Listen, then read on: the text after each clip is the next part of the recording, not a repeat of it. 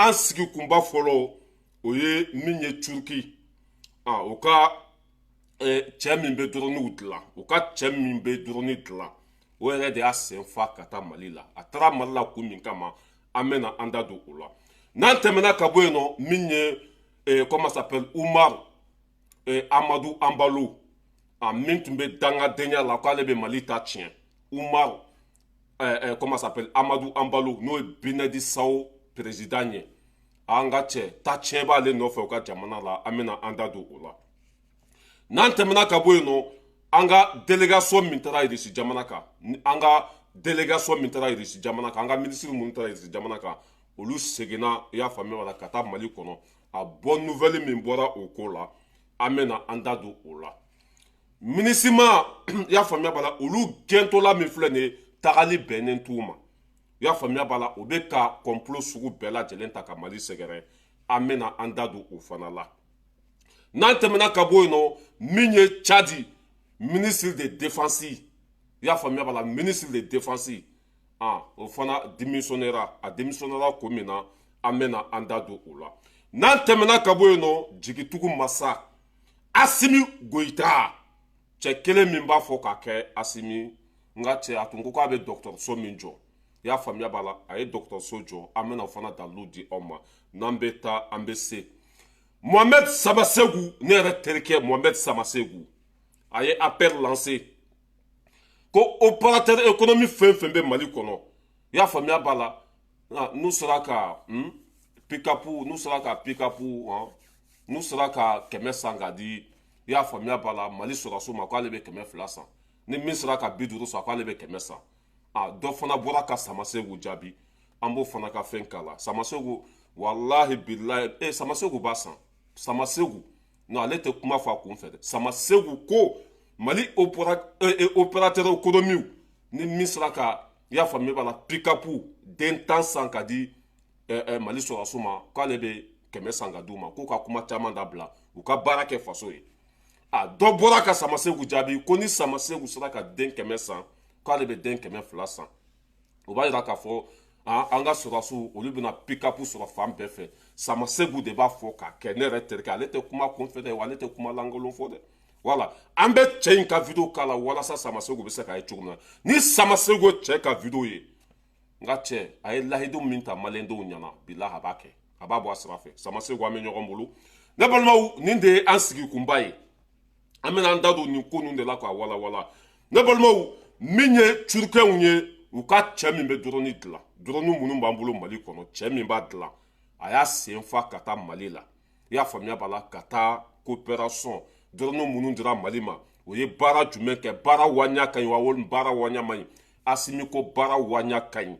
y'a faamuya b'a la depuis an ye drone ninnu sɔrɔ tɔɔrɔsuko banna Mali kɔnɔ pewu drone ninnu bɛ se ka kalo kelen kɛ sanfɛ ji tɛ d'a ma to tɛ d'a ma i y'a faamuya b'a la essence tɛ k'a la foyi tɛ k'a la fo n'a bolibaga sɛgɛnna mɔgɔ min sigilen bɛ écran ɲɛfɛ o yɛrɛ mɔgɔ tɛ don ale kɔnɔ dɛ i bɛ t'i sigi ka komi ne sigilen filɛ n ka téléphone ɲɛfɛ cogo min na télécommande b'i bolo i b'a guider ka taa quoi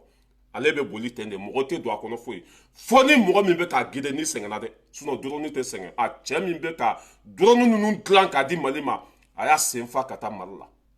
drone ninnu talen Mali kɔnɔ ani bi cɛ baara kɛra wa baara ma kɛ drone ninnu ka ɲi walima o man ɲi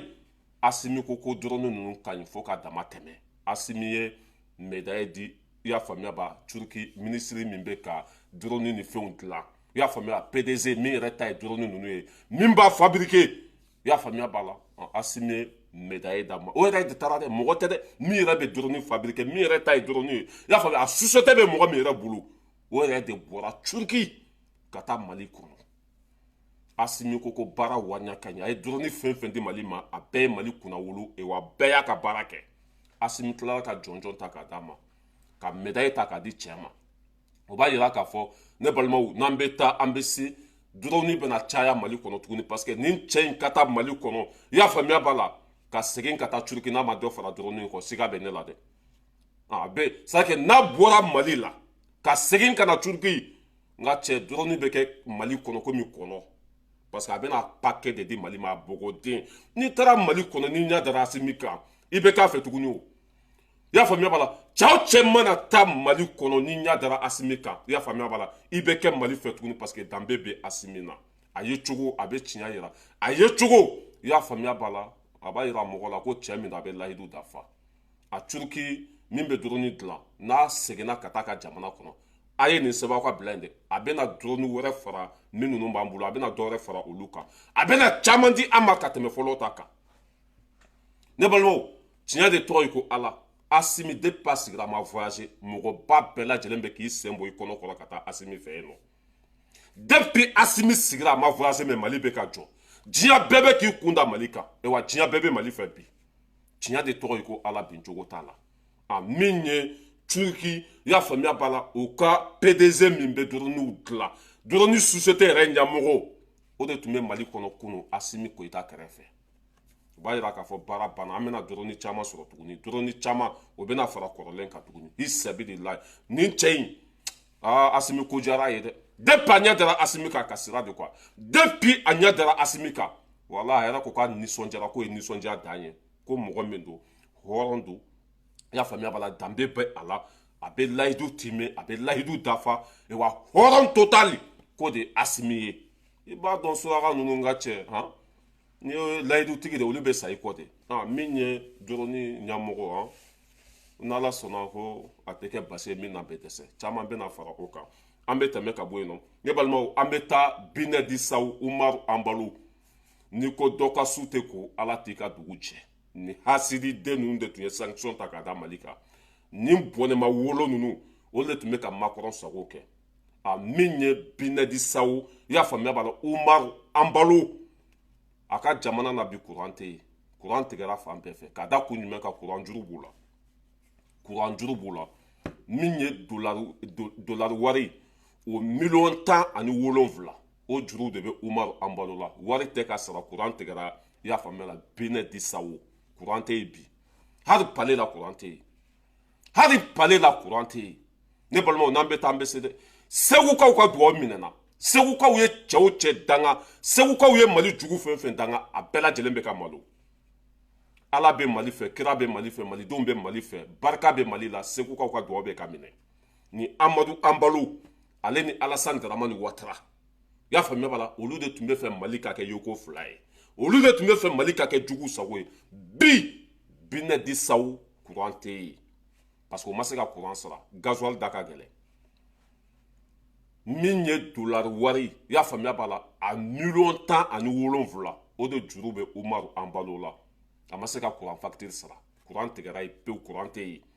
hali buji tɛ yen hali lampa a tɛ yen bi binɛdi sawu a bɛ dibi kurun de kɔnɔ bi dibi kuran tigɛra sa fɛn fɛn ye kalo kelen a b'a bɔ kuran tigɛra fɛn fɛn ye kalo kelen a b'a bɔ kuran tɛ fan si parce que kuran juru b'u la ni jamana fitinin i y'a faamuya a tɛ sake hali bagunu ne fa ka dugu a ka bon ni binɛdi sawu ye jamana fitinin umaru anbalo dɛsɛra ka yen gérer a dɛsɛra ka yen segin a danbe kɔnɔ i tun bɛ makɔrɔ min nɔfɛ komi wulu na kukala i tɛ makɔrɔ wele k'a k'i ka kuran facture sara i tɛ makɔrɔ wele k'a k'i ka kuran facture sara makɔrɔ y'a fɔ dɛ ko teri tɛ olu la olu b'u k'u ka c'est que olu teriw ka intérêt de jɛɲɔgɔn tɛ olu la olu jɛɲɔgɔn y'u ka intérêt de sinon amadu anbalo kan ka malo bi ka makɔrɔn to diɲɛ kɔnɔ amadu anbalo a kan ka malo bi ka makɔrɔn to yen mais tubabuw tɛ mɔgɔ fɛ u b'u ka intérêt de fɛ amadu anbalo fɛn fɛn kalo kelen bi a b'a bɔ a bɛ dibi la kuran tɛ yen k'a da kun jumɛn kan o dɛsɛra ka kuran facture sara kuran facture o dɛsɛra ka sara kuran tigɛra ye ras bala yira du l'homme tranquille depuis Paris information à la source cɛ juguden lajɛ nin de tun bɛ fɛ mali ka kɛ jugu sago ye nin de tun bɛ fɛ mali ka tugu tubabuw kɔ komi wulu n'a ku nin de tun bɛ fɛ i y'a faamuya b'a la mali danbe ka bɔ a la a filɛ nin a kɛra jugu sago ye bi a sigilen lajɛ i b'a lakali k'a fɔ ko bubu ciga ala jugu kafiri i tɛ makɔrɔn wele bi i y'i fa di makɔrɔ ma k'i ba di makɔrɔ ma ka afiriki ci k'a di makɔrɔ ma bi e kɛn bɛ jugu sago ye makɔrɔn dɛsɛra k'i défend n'an bɛ taa an bɛ se wa binɛdi sawu k'a fɔ aw bɛɛ lajɛlen a bɛ kalo kelen bɔ bi kuran tɛ yen k'a da kun jumɛn kan u dɛsɛra ka kuran facture sara groupe mun b'u bolo i y'a faamuya b'a la gasoil de bɛ k'a la wari tɛ ka gasoil sa gasoil sɔngɔ ka gɛlɛn juru karilaw la juru yɛlɛlaw la min ye dolari wari $17,000 dɔrɔn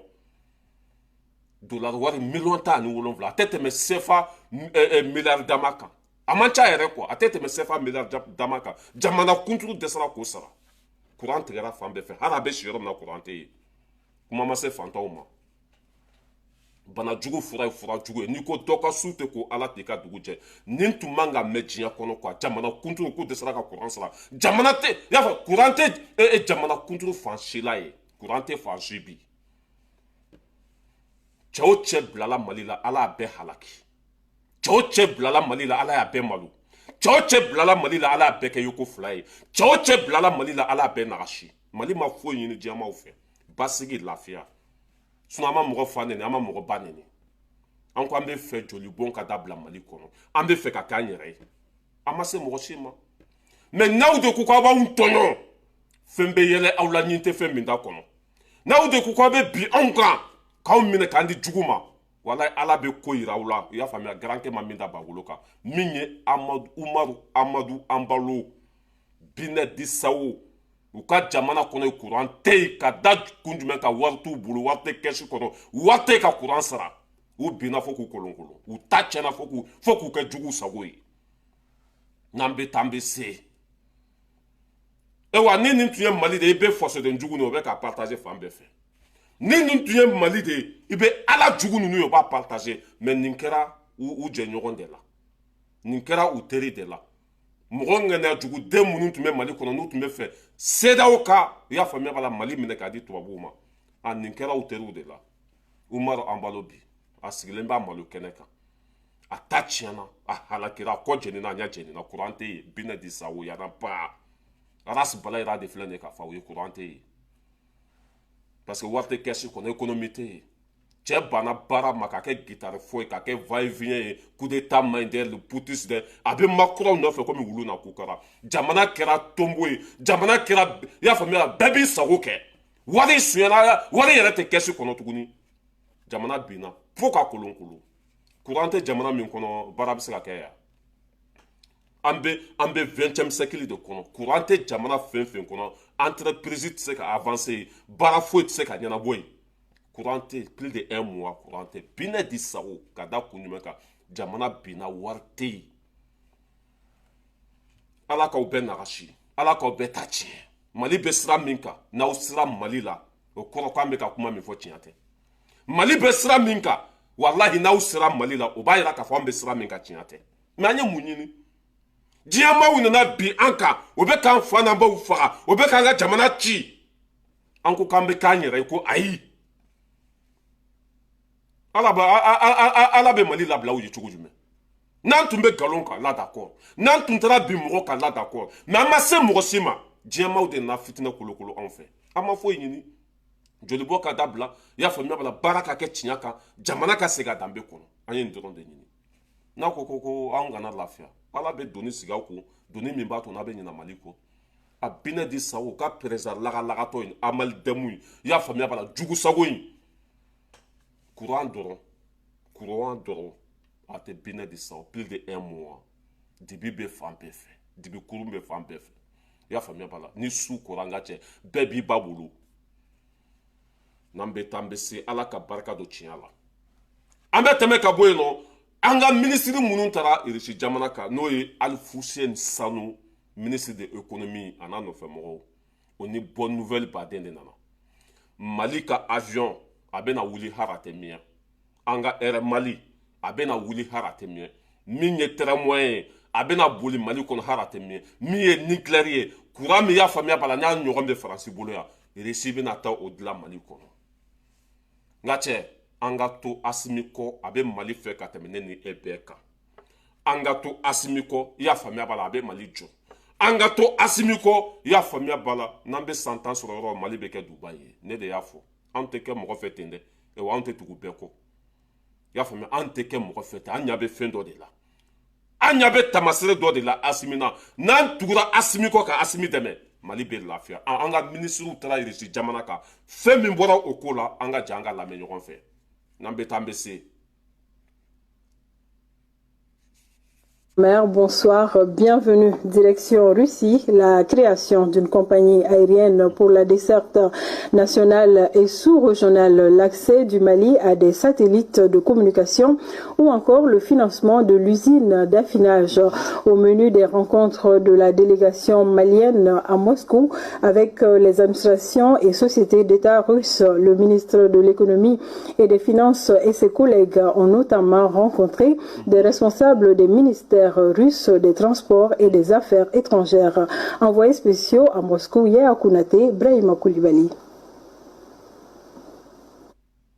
Les avions aux couleurs du Mali dans le ciel malien et celui de la sous-région, les autorités de la transition y travaillent depuis le sommet Russie-Afrique tenu en juillet dernier à Saint-Pétersbourg. L'opérationnalisation de cette compagnie dans un délai d'1 an était au centre des échanges de la délégation malienne avec des responsables du ministère russe en charge des transports et celui des affaires étrangères. Notre objectif, c'est la desserte domestique, c'est-à-dire entre les différentes régions et les districts de Bamako, la capitale, et ensuite entre le Mali et les autres capitales sous-régionales. Les échanges ont permis de conclure un point, c'est-à-dire l'invitation de la République du Mali vers mi-novembre 2023 à un forum organisé par le ministère des Transports russe relatif à tout ce qui est comme transport ou infrastructure de transport. Donc, les échanges que nous avons eus, il y a certaines informations qui ont été demandées à la partie malienne et ces informations vont être transmises au ministère des Transports de la Fédération de Russie. À partir de ces informations qui seront transmises, nous serons mis en contact avec les compagnies et qui va aboutir à l'opérationnalisation d'une compagnie nationale aérienne d'ici 1 an. Les rencontres ont été fructueuses parce que ça nous a permis d'échanger sur le modèle, c'est-à-dire le type qui correspond au Mali. Si pour notre pays, l'heure n'est pas encore à la conquête spatiale, certains domaines d'intervention de l'agence spatiale russe Roscosmos intéressent bien le Mali. Au cours d'une rencontre avec sa filiale Glavcosmos, il a été question notamment d'utilisation par notre pays de satellites de télécommunication pour différents usages. Après les échanges, nous avons convenu que le Mali aura sûrement besoin de 2 types de satellites. Un satellite qui va être géostationnaire et qui va permettre au Mali donc d'avoir une couverture en VSAT de l'ensemble de ses besoins en Internet, en télécommunication et dans tout ce qui concerne la surveillance du territoire. Nous allons également avoir besoin d'un satellite qui va être mis à basse altitude, qui va nous permettre de faire de la télédétection, la cartographie, la surveillance frontalière dans le domaine agricole pour pouvoir donner la qualité des sols, les types d'intrants. Kali ala min ka bonga kalima Mali jora ka ban pew anta fo ka be jode Mali jora ka ban pew e wa Mali kera taman dibarani Mali kera ode a min ye satellite o be na ta bla Mali kuna anga téléphone o be ke an yɛrɛ ta ye anga dugukolo contrôle ya faamuya bala satellite ba ngo Mali jara ka tɛmɛ Dubai kan ne Mali jɔlen de pew Mali ni jamana min tɛgɛ be ɲɔgɔn bolo irisi danbe bu olu la n'olu ye fɛn fɛn fɔ o b'a kɛ wa an ka satellite bɛna k'an yɛrɛ ta ye satellite n'a b'i bolo i ka téléphone a bɛ k'i ta ye i ka wari bɛ k'i ta ye i ka jamana contrôle ya mais satellite mana Mali ye satellite sɔrɔ satellite b'an bolo déjà satellite o b'an bolo déjà ministre bɔra k'a fɔ min ye avion ye an yɛrɛ ka avion bɛna wuli Mali Paris yɔrɔ bɛɛ a bɛɛ sɔrɔla min ye terrain moyen fɛn fɛn i y'a faamuya b'a la n'a tɛ taa hadamadenya kɔ Mali ye nin bɛɛ sɔrɔ ka ban pewu satellite sɔrɔla min y'an ka avion a bɛna wuli min ye terrain moyen Maliw mago bɛ fɛn fɛn na Assimi bɛ ka baara bɛɛ kɛ n'an bɛ taa an bɛ se Ala ka barika don tiɲɛ na an ma kɛ cɛ in fɛ gansan tɛ hɔrɔn dɔ danbe b'a la a b'a faso fɛ tiɲɛtigi don maa tɛ tiɲɛ kan anw t'i fɛ danbe tɛ mɔgɔ la t'i tɔgɔ fɔ yan wa k'a fɔ aw ye maliyɛn denw an ka tugu nin cɛ in kɔ an ka nin cɛ in dɛmɛ n ye kali Ala la Ala min ka bon ka kali ma ni Assimi ma Mali dɔ i k'a fɔ ne ma ko tout mɔriya n'an tora nin cɛ in kɔ ka muɲu ka kɔngɔ ku ka sɛgɛn ku ka gɛlɛya ku ka ɲani ku ka sabali ka to Assimi kɔ ni Mali ma kɛ Dubai i k'a fɔ ma ko tout fɛn fɛn ye développement a bɛ ka bɛɛ ɲɛɲini fɛn fɛn ye hɛrɛ ye ka ɲɛsin Mali ma a bɛ ka baara bɛɛ kɛ fɛn fɛn ye lafiya ye ka di Maliens ma Assimi bɛ ka baara bɛɛ ɲɛɲini Mali jɔra ka ban pewu et jamana mana satellite sɔrɔ o t'i kɛlen yɛrɛ ye satellite nka cɛ fɛn bɛɛ dulon bɛ satellite de la téléphone wo i y'a faamuya b'a la surveillance wo fɛn bɛɛ lajɛlen dulon bɛ satellite de la Mali bɛna a yɛrɛ ka satellite sɔrɔ o b'a yira ko an ka téléphone a tɛna kɛ Maroc ta ye tuguni a tɛna kɛ Faransi ta ye tuguni an yɛrɛ b'an ka fɛn bɛɛ gérer quoi min y'an ka avion ko fana o fana banna pewu min y'an ka train ko dɔ bɛna fara o kan min ye kɛlɛkɛminɛ dɔ bɛna fara o kan denmisɛnninw bɛna bɔ Mali kɔnɔ denmisɛnnin 300 san o san ka taa formation kɛ jamana ka hisabilillahi Assimi Ala ka barika don i la n'i tun ma na a tɛ jɔ n'i tun ma na a tɛ ɲɛnabɔ n'i tun ma na Maliens tɛ lafiya jigitugu masa an bɛ ɲɔgɔn bolo an bɛ tɛmɛ ka bɔ yen nɔ min ye MINUSMA bɛ ka janfa labɛn bi a ka bon hakili ma a fɔra ko MINUSMA ka bɔ Mali kɔnɔ i y'a faamuya b'a la nin y'a kalo 4 de ye MINUSMA tɛ fɛ ka taa sisan u nana dɔn ko solution t'a la n'u bɛ kan bila u t'a fɔ anw ka mɔgɔw ye u bɛ sin ka kan bila ten n'u bɛ bɔ kan kɔnɔ c'est que Mali kan ka kan min récupérer ni MINUSMA b'a bila normalement o kan ka fɔ Maliens de k'anw bɛ bila sisan a tɛ fɔ Maliens ye u bɛ i y'a faamuya b'a la u b'a ɲini ka bɔ Mali kɔnɔ a tɛ fɔ Maliens ye o de la u yɛrɛ u ka mobili jeni commandant Mete nan'i sigi Mali ka mobili jenina dɛ lakana tɛ Mali kɔnɔ dɛ gɛlɛya bɛ Mali kɔnɔ pititi patata en tant que MINUSMA sɔrɔsiw don ni MINUSMA fɔra sɔrɔsiw don olu de taara mɔgɔw ka camion louer k'u b'u ka minɛnw cɛ pour que MINUSMA mɔgɔw ka camion kɔlɔsi mais o turu bɛɛ bɛ ka ta ka da jamana de kan commandant Mete fasoden jugu de bi fasoden jugu de sini MINUSMA i y'a faamuya b'a la tagali bɛnnen t'u ma o ni minɛn min bɔra u ka jamana kɔnɔ ka don Mali kɔnɔ mɔgɔ si tun t'a minɛn qualité dɔn i y'a faamuya b'a la i bɛ ka tile la parce que Mali tun ye batɛmɛ sira de u bɔtɔla min filɛ nin ye minɛn bɛɛ bɛ sɛgɛsɛgɛ de a bɛɛ contrôle bɛ boli a bɛɛ kan a bɛɛ bɛ lajɛ de n'aw ni nin minɛn donna walima n'aw ni nin ma don walima nin minɛn don kun ye min na pour que ni nin nana pour que nin tun b'a bolo pour que sɛgɛsɛgɛli bɛna boli a bɛɛ kan o bɛ ka mɔgɔw ka camion louer ka taa conteneur vide bila olu kɔnɔ ka tila ka mɔgɔw ka camion jeni ko terroriste nana bin olu kan i bɛ faso kumasuruden dɔw de sigilen ye ko lakana tɛ Mali kɔnɔ sɔrɔdasiw dɛsɛra sɔrɔdasiw binna Assimi ka fanga bila mais c'est du n'importe quoi MINUSMA de ye mɔgɔw ka camion louer a louer tɔ la Assimi ma bɔ a kalama MINUSMA min ye mɔgɔw ka camion louer n'aw ka minɛn bɛ ka bɔ Mali kɔnɔ a ye mɔgɔw ka camion kɔlɔsi a ye mɔgɔw ka camion sécuriser a y'aw yɛrɛ ka minɛnw sécuriser a ka bɔ an ka jamana kɔnɔ MINUSMA m'o kɛ mɔgɔw ka camion jɛnna MINUSMA tɛ ka taa tɔgɔ ma MINUSMA tɔgɔ tɛ k'a fɔ Mali de bɛ ka accuser Mali man ɲi mɔgɔw ka camion jenina fo a sasi mɔgɔw ka camion jenina fo dugukolo la mɔgɔw ka camion jenina commandant Mete sigilen bɛ n'a dabaraba ye ne y'a fɔ depuis kunun ko e ye tiɲɛ bila min na ne y'a fɔ depuis kunun ko e ye Maliko bila a ye nin kumaba in bɛɛ kɛ MINUSMA ma taa tɔgɔ ma a ye nin kumaba in bɛɛ kɛ a yɛrɛ b'a dɔn ko nin ye MINUSMA ka ko labɛnnen de ye nin ye MINUSMA ka janfa de ye MINUSMA ma taa tɔgɔ ma de anw de ka ɲɛmɔgɔ accusera yan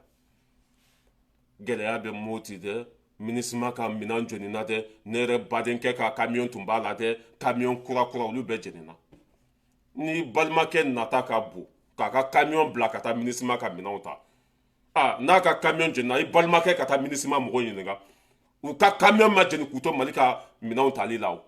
u ka camion ma jeni k'u to Mali ka baara la a jenina k'u to MINUSMA ka baara de la ko an ka MINUSMA de wele o video kelen na e yɛrɛ b'a fɔ ko MINUSMA ka minɛnw de tun bɛ camion ninnu kɔnɔ commandant Mete cɛ an ka tiɲɛ fɔ ɲɔgɔn ye cɛ bɔgɔ tɛna siɲɛ ka kɛ bin kan yan quoi ni kumana hakilima bɛɛ b'a faamuya fanga in jugu fɔlɔ e de e tɛ fanga in fɛ kuma fa na ba filɛ ni cɛ t'a f'u ye ne b'a f'u ye fasoden jugu MINUSMA de ye mɔgɔw ka camion louer MINUSMA de tun kan ka mɔgɔw ka camion sécuriser walasa fɛn ka n'u sɔrɔ u yɛrɛ b'a dɔn guerre bɛ Mali kɔnɔ mais o ni camion tigi ninnu bɛɛ de ye kelen ye a bɛɛ y'a mɔgɔ sugu kelen ye Ala y'u ka camion bɛɛ halaki k'u bɛɛ ta tiɲɛ olu ko ka taa MINUSMA kɛlɛ u bɛ n'u sigi de ko Mali sɔrɔsiw m'u ka baara kɛ yanni u ka taa MINUSMA kɛlɛ u bɛ n'u sigi de ko lakana tɛ yen n'an ye cɛ o cɛ ta i tɛgɛ ma an b'i fila baara konko yan parce que mulubalidenya tɛ jɛn n'a ye en tant que jamana bɛ ka avancer ko a bɛ n'an senkɔrɔla ɲagasa a tɛ marché yan dɛ a tɛ marché dɛ. Voilà, commandant mettez et tout le ministère de quel ministère de tra mɔgɔw ka camion loué k'u bɛ t'u ka minɛnw cɛ. N'a ye mɔgɔw ka camion loué aw yɛrɛ b'a dɔn ko jamana ko gɛlɛya bɛ yen en tant que sɔrɔdasiw a kan ka tugu camion de kɔ walasa fɛn kana camion sɔrɔ mais olu yɛrɛ de ye terrorisiw ye olu yɛrɛ de ye nin janfa in labɛn parce que n'u ko k'u bɛ bɔ Mali kɔnɔ minɛn tɛ camion ninnu kɔnɔ sɛgɛsɛgɛli bɛ na taa kɛ ɲɛfɛ ni sɛgɛsɛgɛli kɛra k'a yira k'a fɔ camion vides de bɛ ka bɔ ministère ni minɛn tɛ ka bɔ a b'u kungo gɛlɛya o ye tasuma don camion bɛɛ la k'a bɛɛ jeni alors que ne n'ale ka ministère kɛlɛ ale t'o kɛ dɛ Asimi dɛsɛra lakana tɛ yen ne balimakɛ ka camion jenina a ye camion min san 100 camion kura Mali tun kan k'u lakana Mali tun kan k'u sécuriser tout moriya. Quelle honte, la déception totale, le petit con. Tiens, tu as hâte de blâmer contre madame Bafode. Il m'a eu bien enchaîné. Il est qu'elle est ferrée. Maintenant, Betambe se fait payer la nuit. Et tout le monde a ministre de Tatokoma. Le ministre de Chanchan. Aya nga moko ka camion lui a bana ko sécuriser. Aya nga moko ka camion lui a taru jeni. Commandant meteka kuma tunga nga kene makati sigi. La kanate de Mali mainde petiti patata abe kuma fu dabe kanga. Anga lame. Non mais nko Mali bejo. Bon mbete bana ko na fa fo etala. Ntina ka vidéo aujourd'hui na fatala kanga temps perdu. Kayira awla dron ko commandant meteko force de njugudu. Ate ala do ate ala kira do ate façon fait. Ni dambe tumbe la tunga ministère de Tatokoma. Bara jugu min kɛra ministère de Nodo. Camion minnu jeni na ministère de Adjeni. Ou camion ninnu ma jeni kuto Mali ka bara la. Mali ma camion ninnu loué. Ministère de ou loué. Ou dontola. Nga choma Mali ka camion loué de. Ou natola ka bu ka jamana kono ma Mali ka camion loué. Mais ou tagato ye Mali ka camion de loué ka to be jeni. Parce que ou te fait ko yera ka camion jeni. Aw laga to daju bon nu na usigi. Na kabina ni fanga ni nega bo mo la. Ni fanga tuma na 600 tumba so moti tei. Ni fanga tuma na 100 so 600 ba so gautei. Ni fanga tuma na 600 ba so hal segutei. Ni fanga tuma na 100 ba so hal Mali retei. Mais ala ba ube malu. Ala ba ube tachin ala ba ube nashi. Chema ni fanga to malu ba kofe. Tachin ba kofe halaki ba kofe. Jamana kundo be tege la pew. Kuma fana ba fle. Nous ka san fla do ka san keme mase ka barake ka san fla baram ke do ka san fla mase ka ke ko jugunu mana ke do fu be pressé ka tu sigi ha ni mobili jenina o ba ira ka foko la kana bale nyo nyalendo ni mobili jenina camion keme fla ni ko jenina Mali so su desra kuma mi be ka fo arme monte en puissance galondo ima mo ka camion jenina or que ministère de Adjeni camion nous loué to la ma fo nganya mo ye parce que janfa bu kono ou quoi minon botola ou ma foi fo onga nyamoye kam blatola ou ma foi fo onga nyamoye kam ko ka camion le ka tla ka to jene nyafe o le ka ti sika ministre chancha abine sigi de kono ko asimi nu desera barate ka la kana balia be quelle honte la déception totale ni mine de kodi ka grand ke maminda bagoloka obe barake ne be ko fe video mani ate wardi mo koma video mani ate mo baloya aw bɛ baara kɛ nin bɛɛ kɔfɛ ninnu de y'anw ka kɛlɛw feere arasibati den de ye ninnu ye arasibati de ye ninnu bɛɛ lamɔ mɔgɔ fɛn fɛn i m'a ye u bɛɛ kɛra komi arasibati ɲɔgɔn u ka kɛ ala ka hinɛ la k'i da yɔrɔ sumaya an bɛ tɛmɛ ka bɔ yen nɔ an bɛ na Tchadi i y'a faamuya b'a la ministre de défense Tchadi ministre de défense jɔn ka yira la ale de filɛ nin ye sɔrɔdasiw bɛɛ lajɛlen ka ɲɛmɔgɔ n y'a bɛ nin cɛkɔrɔba in na a démissionnera ko jumɛn la ale ɲa tana de sungurunin ɲumani ye muso ɲumani cɛkɔrɔba dati bane ala jugu hara moteur tɛ marché a ye waliden dɔ de ye i y'a faamuya b'a la ka aw ka hakɛ to de kuma n'a fɔ cogo ka muso ko kɛ o la diyagoya ka tila k'a filmer a ye waliden dɔ de ye dɛ i y'a faamuya b'a la k'o nɛgɛ ka taa muso ko o la ka tila a yɛrɛ tilala k'a filmer o filmeli i y'a faamuya o vidéo de fiti kɛ quoi o vidéo de bɔra ɲina ma parce que n ka cɛ ala tɛ nkalon dɛmɛ o ala tɛ nkalon dɛmɛ dɛ nin de tun ye chef d'état-major ye Tchadi kɔnɔ nin de tun b'a ka sɔrɔdasiw bila u ka taa maliyɛnw faga nin de tun b'a ka sɔrɔdasiw bila u ka taa Kidali ci nin de tun b'a ka sɔrɔdasiw bila u ka taa Burukinabew faga nin de tun b'a ka sɔrɔdasiw bila u ka Mali jɛni a malolen filɛ bi a démissionnera ka da kun jumɛn k'a minɛna jɛniya de la a taara bi walimuso kan ka tila k'a filmer k'o to a ka téléphone kɔnɔ a vidéo taara a yɛrɛ sɔrɔ fɔ lahara a bɛ réseaux sociaux fan bɛɛ fɛ i y'a faamuya b'a la n'a komi cɛkɔrɔbaw ko n kana nɛnini kɛ quoi a n'a ka jarakɛba o b'a ɲɛfɛ tɛgɛrɛ fɔla ye walimuso kan ye video yera dɔrɔn n ka cɛ ko nin video tun man ka bɔ jɔn de ko i k'a filmer e ni ala na tila cɛ 20e siècle kɔnɔ e ka t'i da muso nɔfɛ ka tila k'o filmer n'a ni muso tɛ ɲɔgɔn kan waati min na a bɛ to k'o video lajɛ k'a yɛrɛ damu bɔ n'o ye muso b'a bolo den b'a bolo mais a ɲɛ tana de sunkuru ɲuman ye Tchad kɔnɔ a taara bin o waliden kan k'o o bugɔtigiya ta ka tila k'o filmer o b'a ka téléphone kɔnɔ n'a b'a ka VOT kɔnɔ o video bɛ to k'a lajɛ k'a yɛrɛ nɛgɛ wuli k'a firi ala jugu o t'a dɔrɔn ye dɛ o video bɔlen a démissionnelen kɔfɛ o sɛgɛsɛgɛli kɛ a ye musomanin dɔw ɲini i y'a faamuya olu ma sɔn a la a y'olu fana minɛ k'u don kaso la san joli olu bɛ kaso la k'u minɛ nkalonfin kan parce que muso ninnu ko k'u t'a fɛ i b'a dɔn an balaka dɔw bɛ yen nɔ hali ni wari b'u kun olu t'i fɛ olu b'u danbe fɛ ka tɛmɛ fɛn bɛɛ kan a muso wɔɔrɔw bɛ yen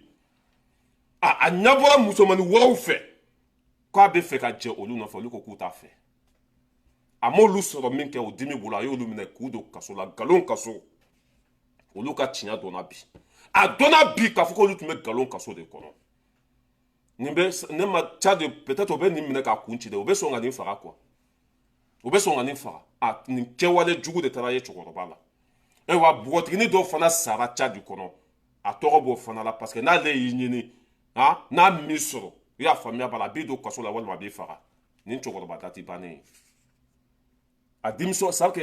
a video bɛ fan bɛɛ fɔ k'a démissionna nin de kama a taara bi musomanin fɔlɔ kan i y'a faamuya k'o bugɔtigiya ta ka tila k'o filmer k'o bila a ka téléphone kɔnɔ ala ye video in bɔ téléphone kɔnɔ k'a di diɲɛmɔgɔw ma ka nin couleur yira bɛɛ la ka sugu yira bɛɛ la ka nin denkolon sugu yira bɛɛ la o de ye maloya y'a minɛ o kumasuru de y'a minɛ a démissionnera démission in senfɛ sɛgɛsɛgɛli bolila kan o taara sɔrɔ a ye mɔgɔw fana minɛ k'u don kaso la musomaninw k'u minɛ k'u don kaso la parce que ale ma se ka da u nɔfɛ musomanin ninnu ma sɔn a la u ma sɔn a ka da u nɔfɛ o dimi bolo a y'u don kaso la musomanin wɛrɛw fana i y'a faamuya olu fagara tɔgɔ taara y'o fana la k'a firi nin de tun bɛ k'a ka sɔrɔdasiw bila Yusuf denkɛ ka chef d'état-major de filɛ nin ni o président ko nin ka fɛn fɛn kɛ a tun b'a kɛ Tchad sɔrɔdasiw tun tɛ foyi la Mali kɔnɔ ni janfa tɛ o tun tɛ foyi la Mali kɔnɔ ni mɔgɔ faga tɛ o tun tɛ foyi la Mali kɔnɔ ni tubabuw ka baara tɛ nin de tun ye sɔrɔdasiw ka ɲɛmɔgɔ ye ala y'a malo ka ta tiɲɛ ala bɛ Mali fɛ kɛra bɛ Mali fɛ malidenw bɛ Mali fɛ segukaw ka dugawu minɛna fasoden jugu ala jugu Mali jugu ala bɛ ka bɛɛ halaki n'an bɛ taa an bɛ se an bɛ tɛmɛ ka bɔ yen nɔ komi e ye lâche ye nafa tɛ e la fɛn bɛ yɛlɛ e la nin tɛ fɛn min d'a kɔnɔ ne ma da la nin bɛ sɔn ka juru da a yɛrɛ kan na k'a yɛrɛ faga a musow tigɛra la denw tigɛra la papa démissionnera kun jumɛn kan a taara bin a mɔden filaw de kan k'olu ka bɔgɔtigiya ta k'a feere bɔnɛma wolo an bɛ tɛmɛ ka bɔ yen nɔ an bɛna jigin tugun masa Asimi Goyita cɛ kelen min b'a fɔ ka kɛ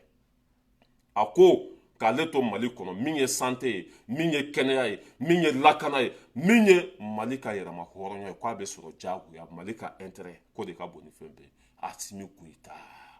président min ɲɔgɔn ma deli ka na diɲɛ kɔnɔ a y'a fɔ a y'a kɛ a ko k'a bɛ dɔgɔtɔrɔso jɔ sɔrɔdasiw ye a ko k'a bɛ dɔgɔtɔrɔso jɔ fantanw ye a y'a jɔ dɔgɔtɔrɔso filɛ nin min ɲɔgɔn tɛ i y'a faamuya b'a la Afiriki bɛɛ Turki dɔgɔtɔrɔso Asimi bɛ k'o ɲɔgɔn de dilan Mali kɔnɔ jigitugu masa ka dɔ bɔ a ka sara la ka dɔgɔtɔrɔso jɔ ka dɔ bɔ a ka sara la ka minɛn san ka di sɔrɔdasiw ma ka dɔ bɔ a ka sara la ka don ji la ka dɔ bɔ a ka sara la i y'a faamuya b'a la ka don kɛnɛya la ka dɔ bɔ a ka sara la ka don kuranko la président ma deli k'a kɛ diɲɛ kɔnɔ Asimi ne ye nin sira in bila an b'i bila en tant que i bɛ nin sira in kan an bɛ sa i kɔ a y'a lajɛ dɛ a ko k'a bɛ dɔgɔtɔrɔso min jɔ a y'a jɔ ka ban pewu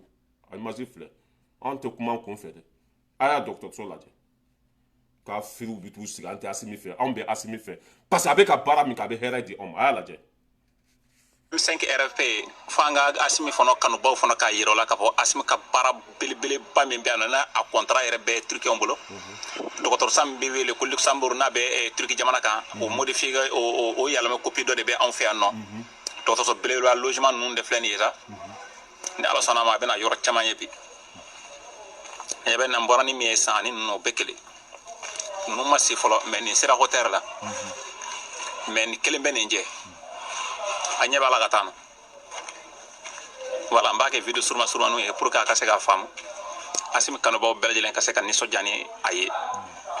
bi le 18 toujours 18 octobre 2023 a bɛ fɔ nin de ma ko halaladen k'a fɔ k'a kɛ Asimi de b'a fɔ k'a kɛ jigitugu masa a ko k'a bɛ dɔgɔtɔrɔso min jɔ Sɔrɔdasiw ye a y'a jɔ ka ban pewu a ko k'a bɛ dɔgɔtɔrɔso min jɔ fantanw ye a y'a jɔ ka ban pewu ayiwa a ye sarike quartier kunturu o de jɔtɔla filɛ nin ye quartier kunturu o de jɔtɔla filɛ nin ye k'a di sɔrɔdasiw ma fantan ni faama bɛɛ bɛ taa furakɛ dɔgɔtɔrɔso min ɲɔgɔn ma deli ka jɔ Mali kɔnɔ a jɔtɔla de filɛ nin ye n'an ye nin bila an bɛ taa jɔn ta hali ni élection kɛra bi an b'ale de ta diyagoya ka taa bila kuluba élection yɛrɛ tɛna kɛ date tɛ di nin sen foyi foyi tɛ di a bɛ sa fanga la n'a jara min ye i b'a ye n'a ma ja min ye i b'a ye a t'a bila ni nin tun mana Mali tun bɛ ci ni nin tun mana Maliyɛn bɛɛ tun bɛ faga ka ban ni nin tun mana Mali sisan tun tɛ Mali sɔrɔ ye i bɛ kafiridenw ta ɲinina ala jugu hɔrɔn kolon fanga tun bɛ mɔgɔ minnu bolo kunu n'u y'an faw faga k'an baw faga k'an ka nafolo suɲa i y'a faamuya la ka Mali kɛ jahanama ye k'an bali baara la k'an bali kɛnɛya la olu de b'a la ko civil kana fanga la civil tɛ na dɛ an bɛ taa sugu de lawuli k'u bila fanga la n'an ye cɛw cɛ ta i tɛgɛ ma an ne kɛ chef d'état-major ye bi Mali kɔnɔ maa si tɛ kuma baara waɲa kan i bɛ kuma ka taa min ni ne kɛ chef d'état-major ye Mali kɔnɔ bi maa si tɛ kuma ni kumana n b'i kun ci k'i da fara ni kumana n b'i kun ci k'i da fara k'a firi ala jugu bɔnɛma wolo baara waɲa ka ɲi Seyidu Sisoko Asimi y'a fɔ a y'a kɛ Seyidu Sisoko dɔgɔtɔrɔso bɛ ka jɔ Mali kɔnɔ bi a ka bon hakili ma ji bɛ ka di fan forage 10,000 ni kɔ o de dira fantanw ma forage 10,000 ani kɔ président jumɛn y'o kɛ Mali kɔnɔ an ye drone min san i y'a faamuya hali a place tɛ Mali territoire kan tuguni avion min bɛ an bolo a place tɛ Kati a kan t'an bolo blindé min sanna i y'a faamuya la an taara dɔw gare Burkina de an taara dɔw kalifa Burkina bɛɛ o de la a bɛna mun de fɔ anw ye a ye baara min kɛ a delila ka kɛ jɔn tile la personne o de la an b'a k'a fɛ o de la an bɛɛ an ɲa bɛ hɛrɛ de la o n'i t'a fɛ o y'i kungo ye maa t'a bila dɛ e wa kɛmɛ o kɛmɛ sigira 99 hɔrɔnden muso ɲuman denw halaladenw i y'a faamuya tiɲɛtigiw danbetigiw a bɛɛ lajɛlen bɛ Asimi fɛ den barikamaw a bɛɛ lajɛlen bɛ Asimi kɔ ka da kun jumɛn kan Mali bɛ ka lafiya bi Mali bɛ ka bonya bi Mali bɛ ka segin a danbe kɔrɔ wa tun ye dɔgɔtɔrɔso min lahidu ta a y'a jɔ ka ban pewu a tun ye dɔgɔtɔrɔso min lahidu ta dɔgɔtɔrɔso jɔra ka ban pewu an bɛ taa min président ye lahidu joli di an ma yan baara bɔra sira fɛ pa paga ma kɛ k'a fili ala jɔ an bɛ tɛmɛ ka bɔ yen nɔ Samasego ye appel lancé o don i y'a faamuya b'a la ko Mali waritigiw ko yan'u k'a kɛ da baarabaya ye ko sɔrɔdasiw mago bɛ minan na ko sɔrɔdasiw mago bɛ pick-up la i y'a faamu mobili ni fɛnw a ko ni i y'a faamuya b'a la entrepreneur comment ça s'appelle opérateur économique min sera ka mobili san ka di sɔrɔdasiw ma ko k'ale fana bɛ den 100 san ko k'a di sɔrɔdasiw ma den 100 dɔ y'a calculé k'a bɛ bɛn 2 milliards de ma o bɛ Samasego ka miliyari hakɛ min bɛ Samasego bolo a tɛ ko TCV kɔnɔ 2 milliards a bɛ komi i y'a faamuya b'a la fali bɔ fiɲɛ Samasego bolo a bɛ komi nitiri furanna ta ka kala kelen sama ka bɔ a la 2 milliards bɛ Samasego bolo de la cɛ de bɔra k'a appel lancé ko Samasego ka kuma dabila ko Samasego ka kuma ka ca e yɛrɛ fana ka kuma ka ca yɔ Samasego ye appel de lancé ko ni min sera ka mobili 2 san ka di sɔrɔdasiw ma k'ale bɛ den 100 san ni se b'i ye dɔrɔn a san dɔrɔn Samasego fana bɛ bɔ a b'a ta kɛ ka t'i sigi k'i b'an ka waritigi lagosi a tɛ passé tɛ voilà an ka cɛ lamɛn fɔlɔ i ta san dɔrɔn i ka kuma caman dabila. ne ɲɛ bɛ dɔ la a bɛ Dubaï ko Samasego bɛ Samasego n yɛrɛ ta n'i y'a tɔgɔ mɛn n bɛ ka tɔgɔ mɛn quoi parce que i b'a dɔn waritigiw bɛ dugu in kɔnɔ denmisɛnnin waritigiw bɛ a ɲɔgɔnnaw mais an t'an yɛrɛ fɔ sinon kabi anw mana diɲɛ kɔnɔ an ka diɲɛlatigɛ dilannen don ka bɔ a la an yɛrɛ ka tila ka baara kɛ an yɛrɛ gosi la k'olu ka fa ta tɛ ba ta tɛ alhamdulilayi kɔni saba quoi ya pick-up 100 n'i y'a ta k'a lajɛ pick-up 100 yɛrɛ bɛ joli ma an ka kɛ 2 milliards sénégaliens o tɛ foyi ye ne ka fɛn la quoi 2 milliards sénégaliens Samasego bɛ kuma a kana kuma ba ma ye wa cɛ ka kuma ba ma ye a ka kuma baara bila a ka 100 san i bɛ 100 fila san a ye 100 san n bɛ 100 fila san 4 milliards n b'a don Mali État la kuma caman t'a la wa. Un coup sec. Voilà, un coup sec. Kuma caman baden. Kuma yɛrɛ de man ka caya sinon sanu min tɛgɛ la nin bɛ ta olu bɛɛ ko yɔrɔ de quoi. Ouais, c'est bon. Voilà, ne kɔni bɛ fɛ dɔrɔn a ka kumaba dabila n'a bɛ se ka fɛn min kɛ faso a k'a kɛ wa faso ko tɛ kuma ko ye quoi. Ni bɛ se ka mun kɛ faso dɛmɛli la a kɛ. A belebele. sinon an duguni bɛ an tɛ yɛrɛ yira. A kɛmɛ san i bɛ kɛmɛ fila san. N bɛ kɛmɛ fila san. An ka. A belebele. Ne bɛ défi monter n'a ye kɛmɛ san n bɛ kɛmɛ fila san. Mali bɛɛ cɛ kelen min bɛ na ɛlmɔrɔgu kɛmɛ naani kalo kalo. Olu tɛ foyi mais an tɛ fɛ an ka dɔn dɔrɔn ni an ka wari ɲini an tɛ fɛ an ka dɔn an bɛ si dilan min na wari de don. Samasego ye kɛmɛ san déjà parce que ni vidéo Samasego y'a ye a ɲɛ b'a la n terikɛ dɔ a bɛ n ka vidéo bɛɛ lamɛn Samasego ye mobili kɛmɛ san ka ban pewu i ka kɛmɛ fila labɛn tɛ i ka kɛmɛ fila labɛn Samasego ye mobili kɛmɛ san ka ban pewu mobili kɛmɛ a y'a san en tant que e de bɔra ka Samasego jaabi yan Samasego mobili san nin y'an ka sɔrɔdaso garijɛgɛ wulilen de ye pewu pick-up ko tɛna an ka mɔgɔ si minɛ tuguni hali an yɛrɛ bɛ bɔ yan ka taa pick-up boli Mali la ye Samasego bɛna den kɛmɛ san a y'a bɛɛ de lancer ni mɔgɔ min sera ka den fila san ale bɛ den kɛmɛ san e bɔra ko ni Samasego ye den kɛmɛ san ko e bɛ den kɛmɛ fila san nin ye sɔrɔdaso garijɛgɛ wulilen pewu mais n ka cɛ baara ne e tun man ka kuma tan quoi i bɔra de ko yanni aw tila e tun man ka kuma tan Samasego ye mɔgɔba de e tun man ka Samasego ye appel de lancer e tun ka bɔ dɔrɔn komi Samasego e ye appel lancer k'a fɔ ni waritigi min sera ka pick-up kɛmɛ san e bɛ fɛn san e tun ka bɔ dɔrɔn k'a jaabi o cogo la c'est ça n b'aw bila yan.